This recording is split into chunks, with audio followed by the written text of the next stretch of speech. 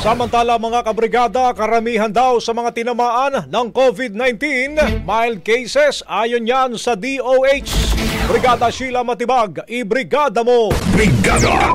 Live report!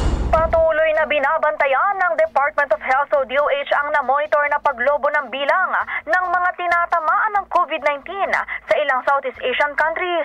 Sa isang panayam, sinabi ni DOH Assistant Secretary Albert Domingo na nananatili silang naka-alerto sa sitwasyon.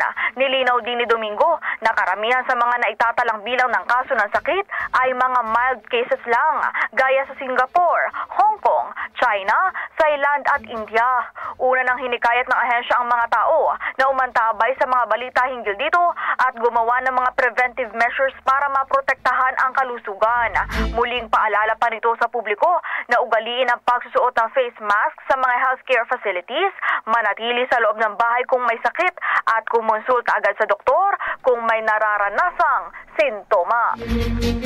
In the heart of changing lives, ako si Brigada Sheila Matibag ng 105.1 Brigada News FM Manila, The Music News. Ang bahaging ito ay hatid sa atin ng Yummyvit ES2 Oral Drops. Simulang tuparin ang pangarap ng iyong anak. And stunting now,